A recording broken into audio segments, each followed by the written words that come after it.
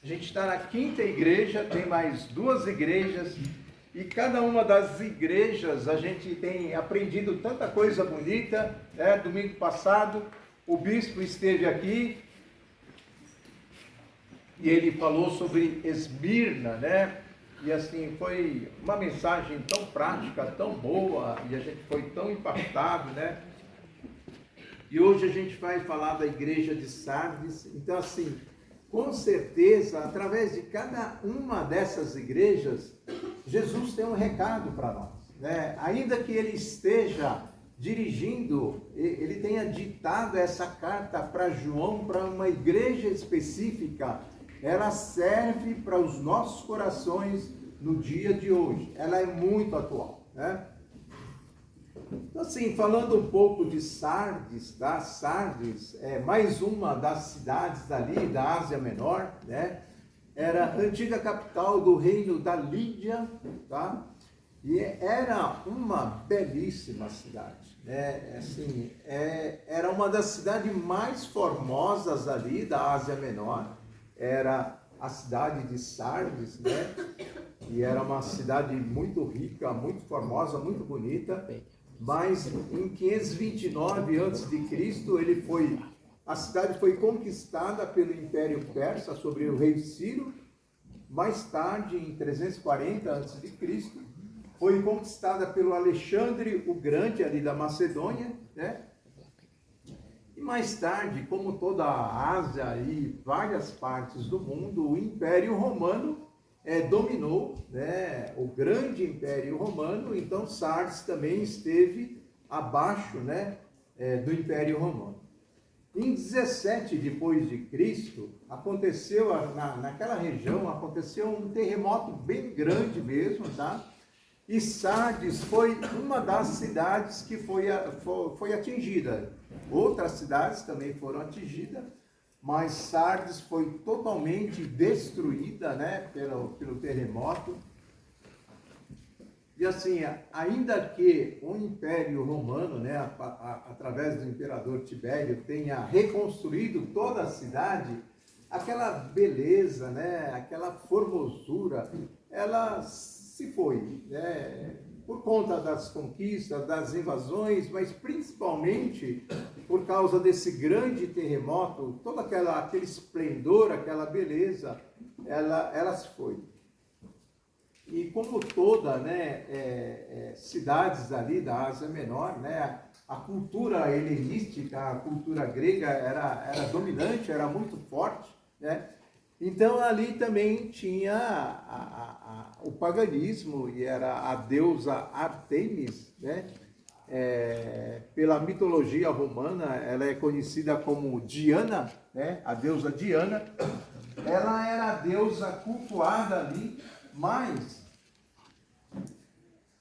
Paulo, né? A Bíblia não fala isso, mas tudo indica que Paulo, nas suas viagens missionárias, ele foi lá para essa cidade, né? E implantou uma grande igreja ali, forte, né? Uma igreja cristã muito forte, uma igreja cristã muito elogiada, espiritual, né? João também sempre esteve conectado com essa igreja aí, para dar força para essa igreja. E assim, era uma igreja exemplar, né? Só que quando a gente lê a carta à igreja de Sardes, você vê assim que aquela igreja já tinha decaído, né? Uma igreja que começou tão bem, uma igreja que era espiritual, uma igreja que era tão elogiada, né? Com o passar dos anos, ela foi decaindo. E assim, quando você lê a carta, né, receber uma carta, assim, bem, receber uma carta legal, bem, hoje em dia tudo internet, WhatsApp, e você quase não recebe mais carta, né? Mas assim, eu trabalhei muito tempo, né, na auditoria interna do Banco do Brasil. Ultimamente eu estou trabalhando no Banco Central. Então, assim, uma vez por ano, nos grandes bancos, a gente pega e faz uma avaliação conclusiva daquele banco, né? E aí a gente pega e reúne o conselho de administração do banco e fala, ó, o seu banco está assim, está assado, está bem, está forte nisso, está fraco naquilo, precisa melhorar nisso, né? E eu sei, assim, que aquilo é aguardado, assim, com muita ansiedade, né? Porque a gente toma todo o cuidado para não ser injusto, né? A gente reconhece o que está bom, mas o que está ruim, a gente é obrigado a apontar o que está ruim, né?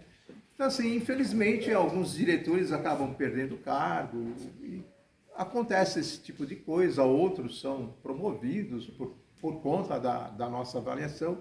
Então, a gente tem muito cuidado para não errar, para não ser injusto, né? Mas, assim, eu fico pensando assim, se uma carta, né, causa tanta inquietação, tanta ansiedade, né? O que seria, assim, a gente receber uma carta, imagine, né? A Igreja da Vila recebeu uma carta de Jesus Cristo falando o que ele pensa da nossa igreja. Imagine o impacto que isso daria, né, para nós, para a nossa vida. E assim, vamos dizer que essa carta tenha críticas muito severas, né? Então, assim, é a carta que a igreja de Sardes recebeu, tá? Então, eu, sinceramente, assim, quando eu comecei a ler essa carta com detalhes, eu falei, nossa, eu não gostaria de receber essa carta, né? Não gostaria, porque a carta, ela é muito severa, né? Então, bem, não vai ter. Até olhar na parede, não vai ter. Então, vamos aqui no Gogó, tá? Acho que nem precisa vocês abrirem a Bíblia, quem está no celular, né? Graças a Deus eu tenho uma bateria aqui. Eu vou estar lendo aqui Apocalipse capítulo 3, versículo de 1 a 6, tá? Então eu vou ler assim bem pausadamente, né, para vocês guardarem aqui na mente. Ao anjo da igreja em Sardes, escreva: estas são as palavras daquele que tem os 7 Espíritos de Deus, né? Esses 7 Espíritos de Deus é um só Espírito, tá? É o Espírito Santo, né? É que o número 7, ele diz da completude, né? Então, quando se diz 7 Espíritos, é o Espírito Santo de Deus. Aquele que tem o Espírito Santo de Deus é Jesus Cristo, né? Aqui a Bíblia está falando de Jesus Cristo, né? E também as 7 estrelas. As 7 estrelas seriam as 7 igrejas, né? Que essas cartas são dirigidas. Então, assim, Jesus Cristo, aquele que tem o Espírito Santo e aquele que outorga a vida através do Espírito Santo, está falando a essa igreja, né? E a primeira frase, assim, nossa, é uma frase muito pesada, né? Que eu não gostaria de ouvir. Conheço as suas obras. Conheço. Você tem fama de estar vivo, mas está morto. Então, assim, imagine, você receber uma carta assim, né? E de Jesus Cristo, né? E assim, quando Jesus fala assim, você tem fama de estar vivo, ele está dizendo assim, ó, perante os homens, perante o mundo, perante todos, todos acham que vocês são uma igreja espiritual, poderosa, uma igreja boa, né? Mas eu que tenho os olhos de fogo e enxergo toda a verdade, eu vou dizer que você parece que está vivo, mas você está morto, né? Então, realmente é uma coisa assim, muito, muito severa, né? Esteja atento, ou seja, sejam vigilantes, né? Fortaleça o que resta. Então, alguma coisa ainda restava no coração dessas pessoas, né? E que estava para morrer. Fortaleça esse pouco que ainda você tem, né?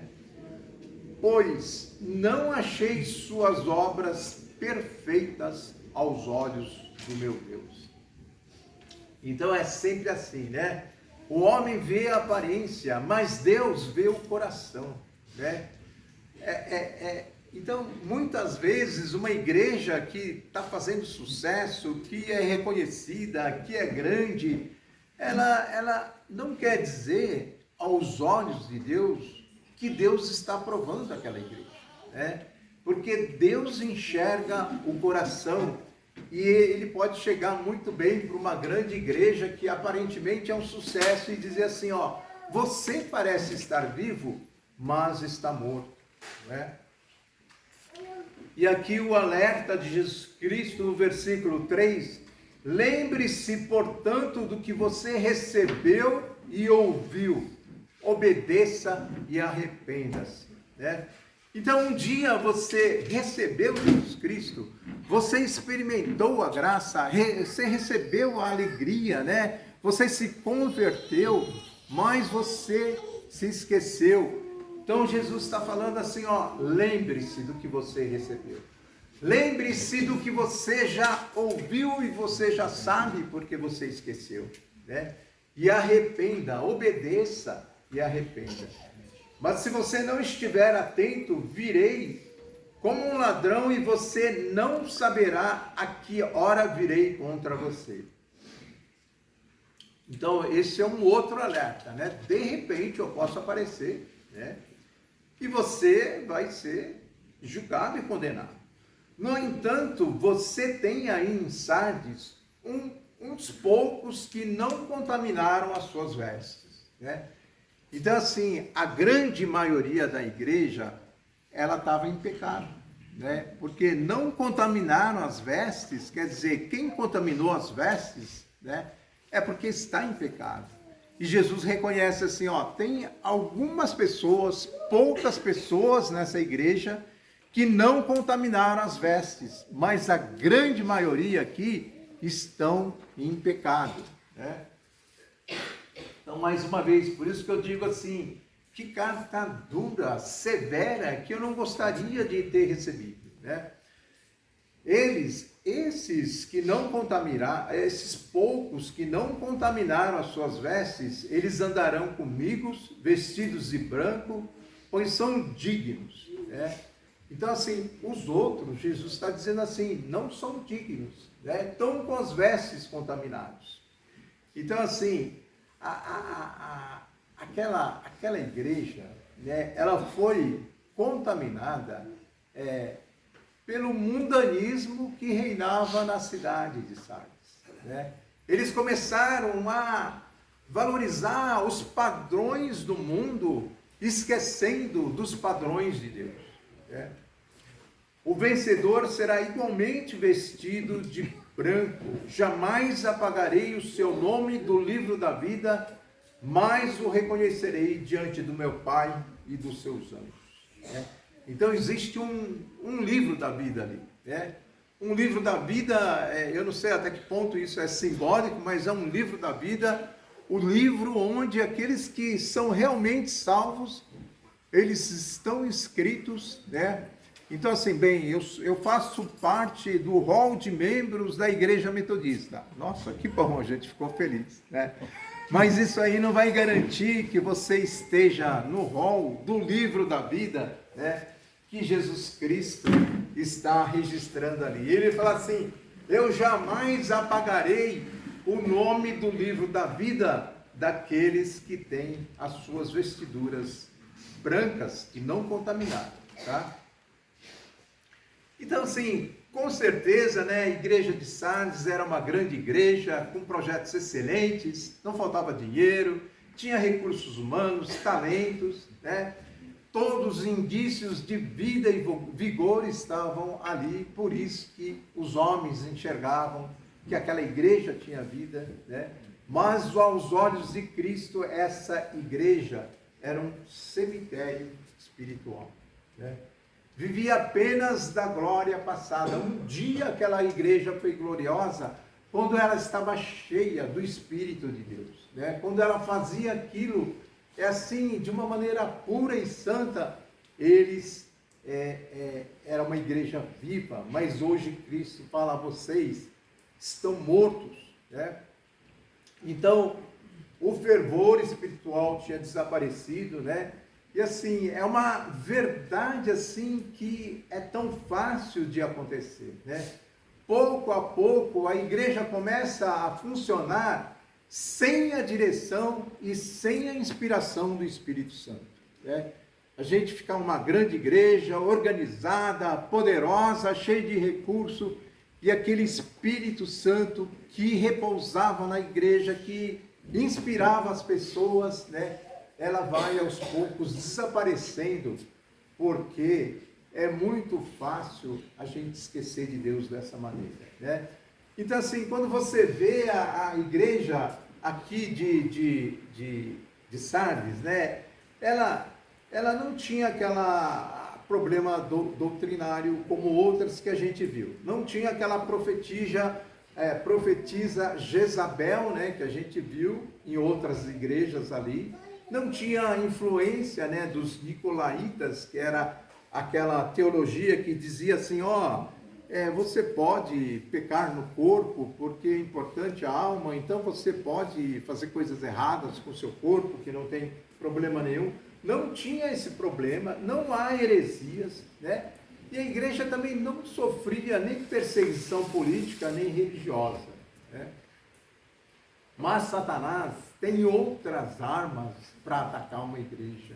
E ela atacou essa igreja, né, através do coração dos membros daquela igreja. Então, Romanos 12, 2, né, a gente conhece tão bem, vocês conhecem tão bem, eu vou ler aqui, né? Não se amoldem aos padrões deste mundo, mas transforme-se pela renovação da sua mente, para que sejam capazes de experimentar e comprovar a boa, agradável e perfeita vontade de Deus.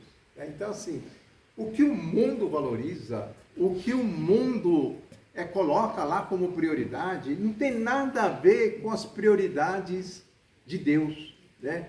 Então assim, se você não estiver muito ligado com Deus, de repente, sorrateiramente, os valores do mundo começam a entrar no seu coração e Deus vai se apagando, o Espírito Santo vai se apagando da sua vida, né? Então assim, os cristãos daquela igreja lá de Sardes, eles estavam preocupados com a riqueza, uma cidade rica, todo mundo era rico, né? Eles estavam preocupados de estarem conectados e de serem influentes naquela sociedade pagã, né? Eles valorizavam ser convidados pelos eventos, pelas festas daquele povo que não tinha Deus. Então, isso começou a tomar um lugar do coração daquele povo que um dia tinha se convertido a Jesus e tinha entendido assim, né, que os padrões desse mundo não tem nada a ver com os padrões do reino de Deus. Então assim, não é possível para nós cristãos conviver com os dois mundos. Não há nenhuma chance, né? E Paulo na Bíblia ele fala assim, quem se converteu está crucificado para o mundo, né? Quem se converteu de verdade, ele está crucificado para o mundo, né? Com isso eu não quero dizer que você está fora do mundo, porque você convive na escola, no trabalho, na sua vizinhança, né? Mas onde você estiver, você vai estar com o padrão de Deus, não com o padrão do mundo, e você vai ser o sal e a luz da terra, né?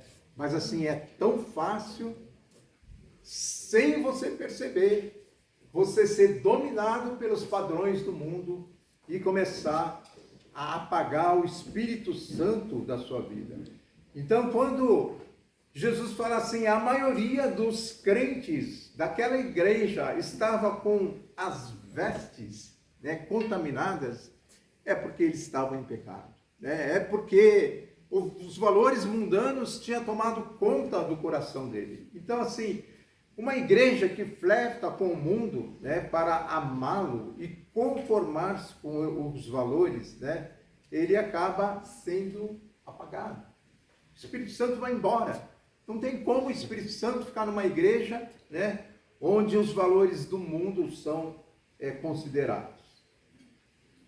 Então, eu gostaria de trazer para vocês, assim, 3 pontos, né? Tem várias coisas, a gente podia, assim, tratar isso de várias maneiras, mas eu queria trazer à mente de vocês 3 características importantes, né, na vida de um cristão que a gente nunca pode abrir mão e nunca pode esquecer, né?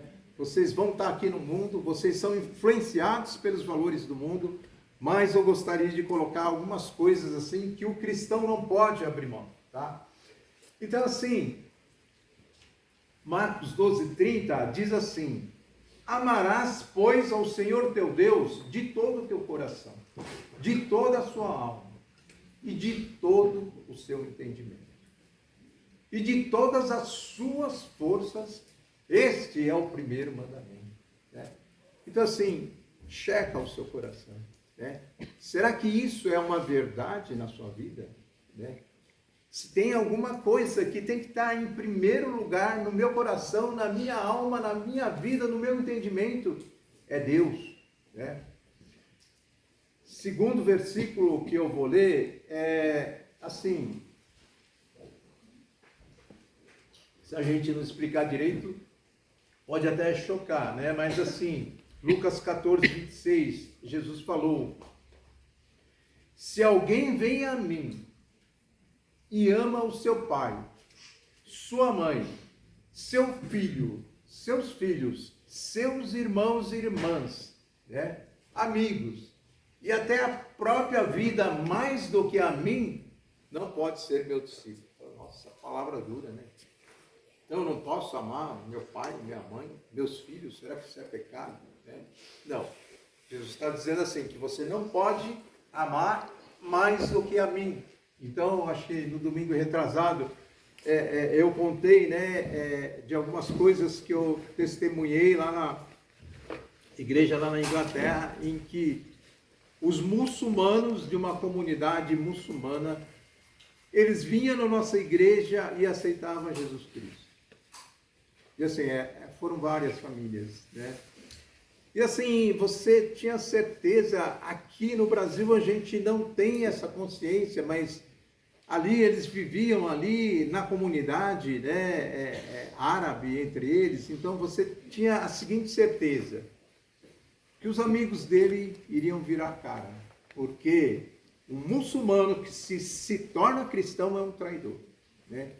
Com certeza os irmãos iam virar a cara, os pais iriam virar a cara, né? E a maioria dos que se tornavam cristãos e se batizavam, eles acabavam mudando ali da comunidade, porque eles não tinham mais espaço, né? Então, assim, uma coisa é você ver uma pessoa se batizando, é claro que você se emociona, né? Mas quando você via aqueles muçulmanos aceitando a Jesus, né? E sabendo do preço que eles estavam pagando, assim, a gente acabava chorando, né? Porque, assim, é muito emocionante ver, assim, essa verdade, né? Que eles amavam muito mais a Jesus Cristo do que todo o resto e se sujeitavam a tudo isso que iria acontecer, mas eles se batizavam, né? De vez em quando a gente vai lá, e ainda está lá, aquelas famílias lá no louvor, tocando bateria, e você fala, gente, a gente não tem nem consciência do preço que eles pagaram para serem, de Deus, né? Então, é isso que Jesus está falando, né? Quando ele fala, você tem que amar, né? Mais a mim do que a seu pai, sua mãe, sua mulher, seus filhos, seus irmãos, seus amigos, é isso que Jesus está falando, tá? A oração do Pai Nosso, assim, é uma maneira muito boa de checar até que ponto Deus é prioridade na sua vida, né? Então, assim, aquela oração que Jesus ensinou, Pai Nosso que estás nos céus, santificado seja o teu nome, venha o teu reino, seja feita a sua vontade, assim na terra como no céu. Todo mundo sabe de cor. E depois a gente fala assim, Jesus ensinou, dá-nos hoje o nosso pão de cada dia. Perdoa as nossas dívidas, assim como nós perdoamos os nossos devedores. Então, a primeira coisa que Jesus ensina na oração é assim, olha, no nosso coração, a primeira coisa é assim, Deus, que o seu nome seja exaltado, que o seu nome seja glorificado, né? E que a sua vontade seja real aqui na terra e no céu. E quando você faz essa oração, é claro que você colocou a sua vida no seu altar de Deus para dizer assim, ó, faça-se a tua vontade através da minha vida, né? Você não pode orar assim, Deus, que a sua vontade seja feita aqui na terra, mas é porque você está dizendo, usa a minha vida para que a sua vontade seja feita aqui na terra, né? Então você vê a sequência da oração, né? E lá, em terceiro lugar, o pão nosso de cada dia, né? O pão nosso de cada dia, eu preciso para estar vivo aqui na terra, para glorificar o nome de Deus, né? E aí eu queria que vocês checassem como é que é a nossa oração, né? Porque se a gente não tomar cuidado, a gente está pedindo, Deus abençoa isso, abençoa aquilo, abençoa isso. E dificilmente você vai falar, Deus, qual é a sua vontade aqui na terra? E eu estou aqui em primeiro lugar para que a minha vida esteja no altar, para que a sua vontade seja feita, né? Essa é a sequência da oração. Que o seu nome seja glorificado, que a minha vida esteja no teu altar, para que a sua vontade aconteça aqui na terra. O resto o Senhor me dá, porque eu quero estar vivo aqui para glorificar o seu nome, né? E assim eu acho que a gente inverte toda a nossa oração, né? Por isso também que em Mateus 6,33, Jesus deixa tão claro assim, né? Busquem, pois, em primeiro lugar o reino de Deus e a sua justiça, e todas as outras coisas vos serão acrescentadas. E assim, eu já chequei esse versículo e já cheguei à conclusão, muitas vezes assim, nossa Deus, eu corro atrás primeiro de um monte de coisa. E quando sobra um tempo, eu me lembro de Deus, né? E Deus fala exatamente o contrário. Acredite, se você colocar Deus em primeiro lugar, todas as outras coisas, porque ele estava falando da vestimenta, ele estava falando dos alimentos, ele estava falando da sobrevivência. E aí, ali ele coloca assim, ó, se você buscar em primeiro lugar o reino de Deus, essas coisas eu vou providenciar, né? Mas eu acho que a gente inverte totalmente as coisas. A gente corre atrás de tantas coisas e quando sobra um tempo, você busca Deus, né? Então a gente tem que mudar essa nossa maneira, né? E também Jesus disse tão claro assim em Lucas 9:23, se alguém quer vir após mim, negue a si mesmo, dia a dia, tome a sua cruz e siga-me, né? E assim eu gosto, tem outras versões em outros evangelhos, mas eu gosto dessa versão porque ele fala assim, negue a si mesmo, dia a dia, todo dia. Todo dia, quando você vai tomar uma decisão, vai aparecer na balança a vontade de Deus e a sua vontade. E Jesus está dizendo assim, toda vez que aparecer a minha vontade e a sua, você vai fazer a minha vontade. Toda vez que você tem uma decisão, sempre tem esse peso. Será que eu estou glorificando o nome de Deus? Ou será que é meu egoísmo? Será que é o meu desejo, né? Quando você coloca diante de Deus, em cada decisão que você toma, né? Jesus está dizendo assim, todo dia, você tem que colocar a sua vontade diante da cruz e negar a sua vontade e seguir a minha vontade, né?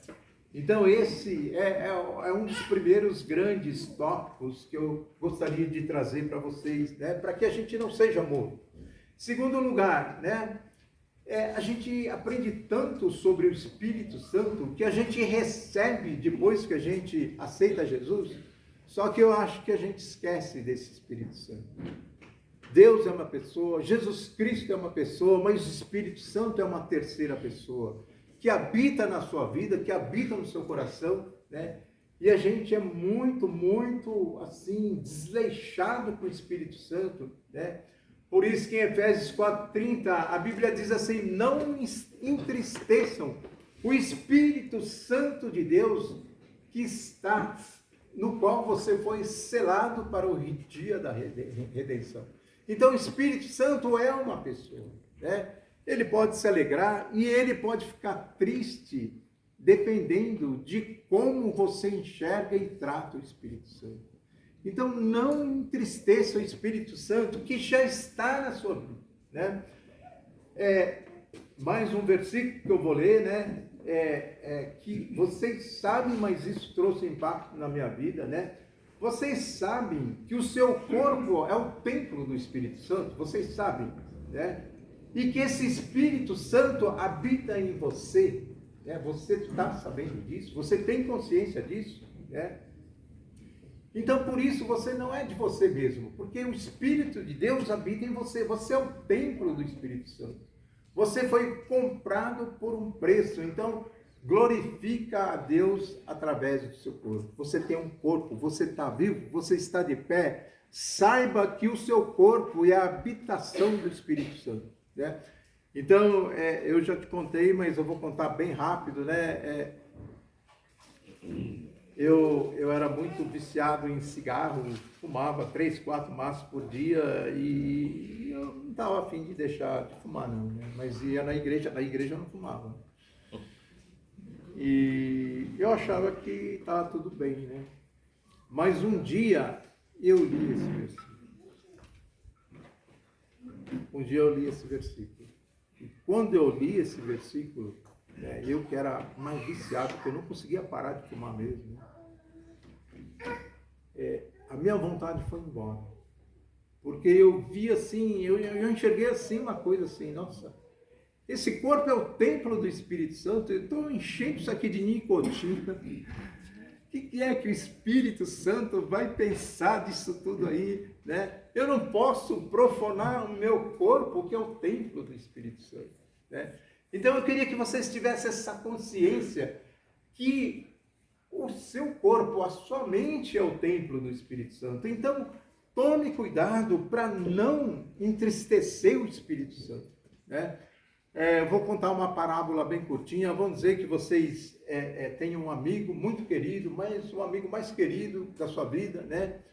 E aí você vai fazer uma festa e você convida esse amigo seu, tá? Você sabe que esse seu amigo, vamos dizer que ele é diferente de mim, ele não gosta de feijoada, né? Vamos dizer que esse amigo não gosta de feijoada. Eu gosto. Vamos dizer que esse amigo aí, ele não gosta de música muito alta, assim, aquelas estridentes, né? E vamos dizer que esse seu amigo, ele preza muito, né, a estar com você, conversando com você. Aí você convida esse seu amigo aí para a festa, aí você serve feijoada. Você põe lá, meu amigo, o prato aí que você gosta, né? E come meio triste. Aí bota a música lá no último volume, aquela música estridente que ele não gosta, né? E aí, durante a festa inteira, esse cara aí fica conversando com os outros amigos e esquece dele e não vai nem em nenhum momento ir lá conversar, para dar atenção, para ter comunhão com ele, né?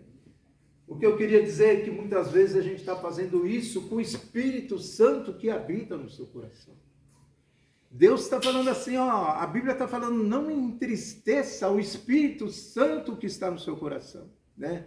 E muitas vezes você sabe que, sei lá, assistir aquele filme não é legal, você sabe que falar mal de alguém o Espírito Santo não gosta, você sabe de várias coisas que Deus não se agrada, que o Espírito Santo não se agrada, mas você continua fazendo e você não busca a comunhão com o Espírito Santo. Então você entristece o Espírito Santo se apaga da sua vida, né? E o Espírito Santo, ele quer conviver dia a dia com você e ele quer te orientar, né? Jesus fala, ele quer te ensinar, né? Então, em Isaías 30, 21, diz assim: quando te desviares para a direita e quando te desviares para a esquerda, os teus ouvidos ouvirão atrás de ti uma palavra dizendo: esse é o caminho, andai por ele. Né? Então, o Espírito Santo de Deus, ele tem prazer de nos ensinar, ele tem prazer de nos orientar, ele tem prazer de ter comunhão conosco. E eu acho que a gente não dá a devida atenção, a gente não tem o devido respeito do Espírito Santo, a gente não conversa com o Espírito Santo, que é uma pessoa, né? Então, eu gostaria que vocês soubessem que você é o templo do Espírito Santo e você tem que honrar o Espírito Santo que está no seu corpo e na sua vida. E por último, é assim, né? Para a gente é muito caro, para nós metodistas, a santidade, não é? E assim, a Bíblia diz assim, ó: quem poderá subir ao monte do Senhor? Quem poderá entrar no seu santo lugar? Aquele que tem as mãos limpas e o coração puro. Né? Esforcem-se para viver em paz com todos e para serem santos, porque sem santidade ninguém verá o Senhor. 1 Pedro 15, 16 diz assim: assim como é santo aquele que o chamou, sejam santos vocês também em tudo que fizerem, pois está escrito: sejam santos, é Deus falando, sejam santos porque eu sou santo. Né? Então muitas vezes a gente acha assim, nossa, a santidade é uma coisa, está lá longe, né? Nossa, ser igual a Deus é impossível, então deixa eu ficar aqui na minha mesmice, na minha vida mais ou menos, né? Mas assim, eu queria dizer assim, santidade, você tem que ter o desejo no coração de ser tão santo quanto Deus, tá? O que você almeja não é uma santidade parcial, né? Mas você almeja uma santidade perfeita. Eu sei que enquanto você estiver aqui na terra, enquanto eu estiver nessa terra, eu não vou alcançar essa perfeição. Mas eu sei que eu tenho que ter esse desejo de buscar a santidade perfeita de Deus, né? E cada dia que eu procuro essa santidade perfeita de Deus, Deus vai me subindo de patamar, né? Então, que o dia seguinte não seja pior do que o dia anterior, mas que você esteja crescendo em direção à santidade.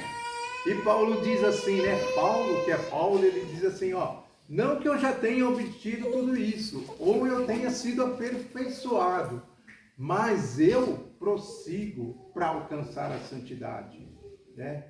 Por isso também fui alcançado por Jesus Cristo.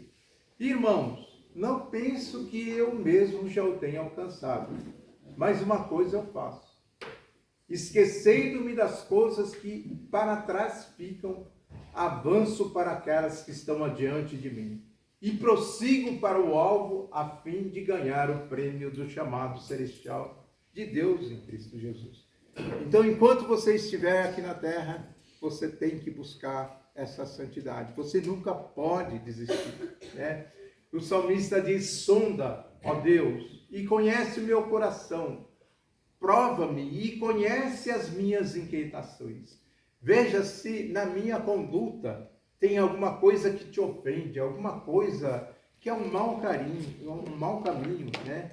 E me dirige pelo caminho eterno. Então, assim, todos os dias a gente tem que orar, porque sem querer a inveja ataca o nosso coração, os ciúmes atacam o nosso coração, falar mal dos outros ataca o nosso coração. A gente quer fazer alguma coisa que parece que é tão santo, tão bonito, por detrás, se você não tomar cuidado, está lá o nosso egoísmo, não é? E Deus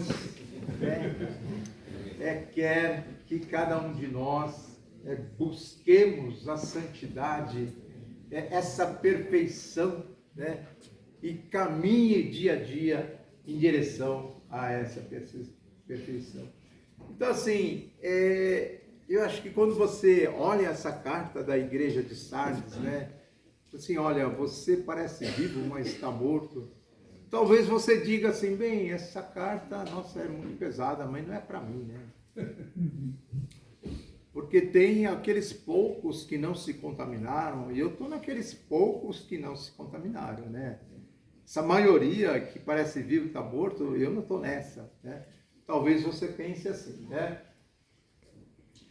Um dia, eu sei que vai estourar o tempo, mas um dia eu vou finalizar. Um dia eu estava me preparando, há muito tempo atrás, eu estava me preparando para dar uma mensagem sobre santidade, né? Lá para a igreja de Jordanópolis. E uma das passagens que eu li está lá em Apocalipse 7, 9 a 14. Vou ler para vocês, né? Depois dessas coisas vi e eis grande multidão que ninguém podia contar, de todas as nações, tribos, povos e línguas, em pé diante do trono e diante do Cordeiro, vestidos de vestes brancas com ramos de palmeira nas mãos, e clamavam com voz forte, dizendo: ao nosso Deus que está sentado no trono e ao Cordeiro pertence a salvação. Então, assim, essa multidão, né, que João não conseguia nem contar, de todas as nações, tribos, raças, línguas, né, que estava diante do Cordeiro, é a igreja, né? A igreja está espalhada pelo mundo, ali, no dia ali, né, do juízo final, eles estão diante do Cordeiro, né, louvando a Deus, né? E aí, um ancião chegou, né, e perguntou para João: quem são e de onde vieram esses que estão vestidos de branco, né? Aí o João respondeu: o senhor sabe, o senhor sabe.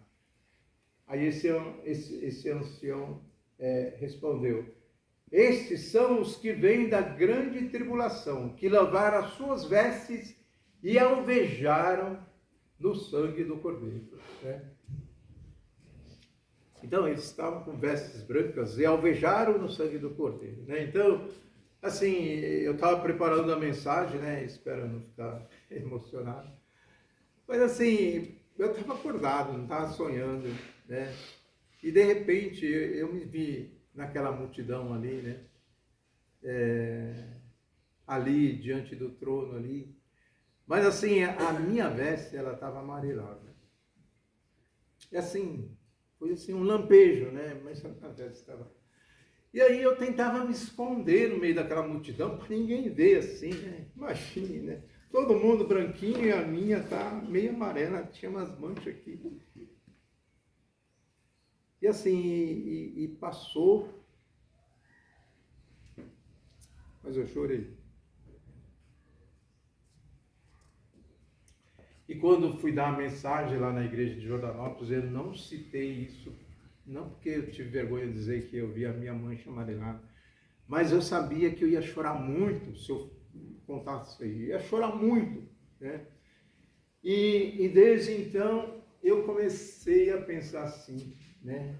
Eu preciso levar a sério esse negócio de buscar a santidade, né? Não é que eu sou perfeito, eu não sou, né? Se você perguntar para a Celina, Daniela Santa, ela fala, claro que não é. Longe disso. Mas assim, a gente tem que buscar a santidade de todo o coração, né? Você nunca pode desistir de buscar a santidade, né? Então, assim, tem tantas coisas que a gente já sabe, né? Então, buscar e ter a paz com todos, sem a qual ninguém verá a santidade. E muitas vezes a gente que é cristão fala assim, nossa, ó, eu não tenho raiva daquele fulano lá, mas tem uma coisa, aquele cara lá eu nunca mais vou falar na minha vida com ele. Eu falo assim, nossa, a santidade não tocou ainda, né? Porque se você soubesse, e se você orasse, Deus iria te dizer claramente assim, isso está fora do meu propósito, né? Não seja impertinente, né? Busque a santidade. Então tem tantas coisas na nossa vida que a gente sabe que não agrada a Deus, né? Mas você tem que fazer essa oração que o salmista fez. Sonda-me, ó Deus, conhece o meu coração, prova-me e conhece as minhas inclinações. Tem coisa, tem inveja, tem ciúmes, tem coisas que eu nem sei direito. Eu tenho que orar para que Deus me mostre essas coisas, né? E me diga assim, olha, abandone. Isso aqui está errado. Isso não me agrada, né? E, assim, a gente não tem tempo, mas, assim, esses 3 pontos que eu coloquei, né? Coloque Deus em primeiro lugar, né? Respeite o Espírito Santo que vive no seu coração, que vive no seu corpo. Respeite, né? Busque ter comunhão com Ele, não entristeça o Espírito Santo, né? E leve a sério a santidade, para que você não seja, né, assim, de repente, Jesus não fala assim, olha, você parece que está vivo, mas você está morto, né? Para que você não tenha esse impacto que eu tive, assim, olha, eu acho que eu estou no hall de membros da igreja metodista, então estou salvo. Não tem nada a ver. O livro da vida é outro, né? O livro da vida é mais profundo. Jesus sabe de toda a verdade, né? Então, buscai a santidade. Busque a santidade, né? E que essa igreja seja uma igreja que coloca Deus em primeiro lugar. Que essa igreja seja uma igreja assim cheia do Espírito Santo. Que você seja guiado, orientado, guardado, ensinado pelo Espírito Santo, né? E que cada um de nós, humildemente, né? Nunca vamos pensar que nós estamos naquelas vestes brancas dos poucos lá da igreja de Sardes, mas humildemente, né? Vamos pedir para que Deus mostre as nossas falhas e com sinceridade de coração, vamos buscar a santidade, né? Para que Deus, né? Para que Jesus chegue a essa igreja e fale, essa igreja é viva, né? Ela é dirigida pelo Espírito. É uma igreja que me ama, né? Então, no dia que a gente estiver louvando até o Senhor, veja, se você tem prioridade com Deus, se o Espírito de Deus está dentro do seu coração, se você busca a santidade, vai ser aquele louvor verdadeiro, né? Que vai agradar a Deus e aos ouvidos de Deus, e a gente vai, com certeza, ser uma igreja, né? Gloriosa, que resplandece a glória de Deus, né? Essa é a mensagem de hoje, né? Então, nunca vamos pensar que essas mensagens das igrejas é uma coisa histórica que não tem nada a ver com a nossa vida. Cada uma dessas mensagens, Jesus fala e fala ao nosso coração nos dias de hoje, tá? Eu queria então deixar um momento para vocês pensarem nesses 3 pontos que eu coloquei, né? Até que ponto nós estamos levando Deus a sério? Até que ponto Deus pode chegar para você e dizer assim, ó, eu sei que você está vivo, né? Até que ponto você tem certeza que o seu nome está rolado no livro da vida, né? Vamos levar Deus a sério, né? E vamos, porque Deus sempre quer a nossa restauração e a nossa comunhão. A gente tem que fazer a nossa parte. Vamos estar em oração?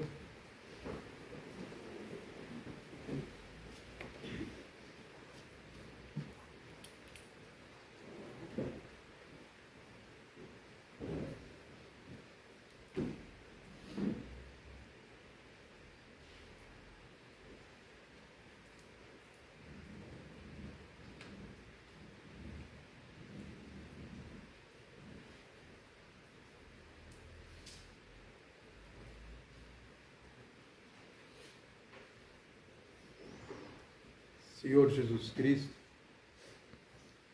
obrigado pelas suas palavras.